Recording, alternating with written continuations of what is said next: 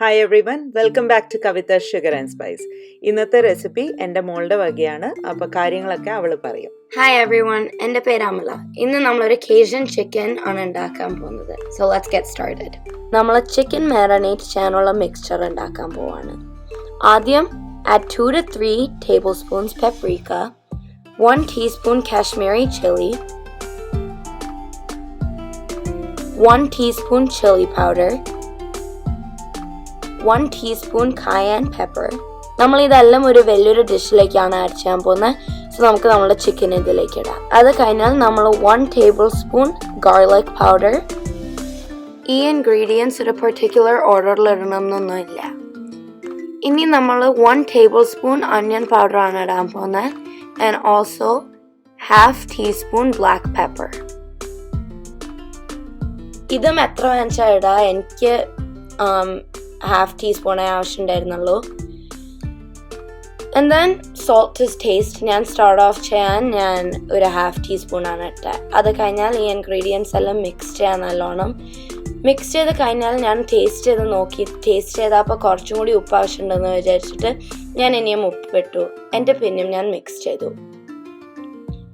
ഇനി നമ്മൾ ചിക്കൻ ഇതിലേക്ക് ആഡ് ചെയ്യാം. ഇത് ഒരു 450 grams or 1 pound chicken breast ആണ്. ഞാൻ ചെറിയ ക്യൂബ്സിലേക്ക് മുറിച്ചിട്ടിട്ടുണ്ട്. Just to make it easier to eat പാസ്തേൻ്റെ കൂടെ and just so it cooks more evenly നമ്മൾ പാനിൽ അത് ഇടുമ്പോൾ. ഈ ചിക്കനെ നമുക്ക് ഈ മാരിനേറ്റിൽ നല്ലോണം കോട്ട് ചെയ്യണം. Make sure all sides and pieces of the chicken is quoted.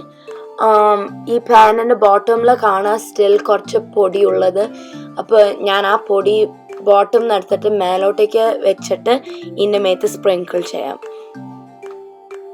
എല്ലാ ചിക്കൻ പീസും ഈവൻലി കോട്ട് ചെയ്ത് കഴിഞ്ഞാൽ ചിക്കനെ ഒന്ന് ഈവൻലി പാറ്റേൺ ചെയ്തിട്ട് ഹോൾ ഡിഷിനെ സറാൻ റാപ്പ് കൊണ്ട് കവർ ചെയ്യാം. സറാൻ റാപ്പ് കൊണ്ട് കവർ ചെയ്തിട്ട് നമ്മൾ ഈ ചിക്കനെ ഒരു 10 minutes മാരിനേറ്റ് ചെയ്യാനായിട്ട് സെറ്റ് അസൈഡ് ചെയ്യാം.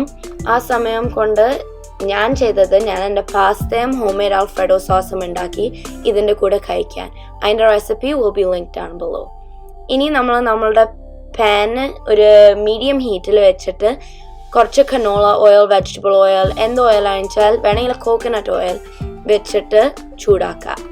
എന്നിട്ട് നമ്മൾ 1/2 of our ചിക്കൻ അതിലേക്ക് ആഡ് ചെയ്യാം.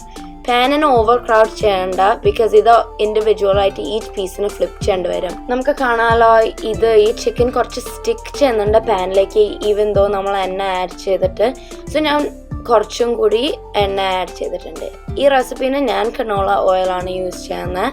അത് കഴിഞ്ഞാൽ നമുക്ക് ഇതിന് മൂടി വെച്ചിട്ട് ഹീറ്റ് കുറച്ച് കുറയ്ക്കാം. ഒരു 5 minutes കഴിഞ്ഞാൽ ഇത് റെഡി ആയിട്ടുണ്ടാവണം. അപ്പോൾ നമുക്ക് ഈച്ച് പീസിനെ ഇൻഡിവിജ്വലായിട്ട് ഫ്ലിപ്പ് ചെയ്യാം. എല്ലാ പീസിനെയും ഫ്ലിപ്പ് ചെയ്ത് കഴിഞ്ഞാൽ ഞാൻ എല്ലാത്തിനെയും കുറച്ച് നടുവിലേക്ക് മൂവ് ചെയ്തു, ഈവൻലി കുക്കാവാനായിട്ട്. ഇനി പിന്നെയും ഇതിനെ മൂടി വെച്ചിട്ട് ഒരു 2 to 5 minutes പിന്നെയും അടച്ചു വയ്ക്കുക. അത് കഴിഞ്ഞാൽ ഞാൻ ഒരു പീസിനെ മുറിച്ച് നോക്കി. ഞാൻ ഏറ്റവും ചങ്കിയായ പീസിനാണ് പിക്ക് ചെയ്തത്, ബിക്കോസ് അതായിരിക്കും ഏറ്റവും നേരെ എടുക്കുക കുക്കാവാൻ. ഞാൻ ആ പീസിനെ മുറിച്ച് നോക്കി, മുഴുവനും കുക്കായി. സോ ഇനി നമുക്ക് നമ്മുടെ സെർവിങ് ഡിഷിലേക്ക് അത് മൂവ് ചെയ്യാം. Our Cajun chicken is ready to serve. Thank you for watching this video. If you haven't subscribed already, please do. Have a good day. Bye.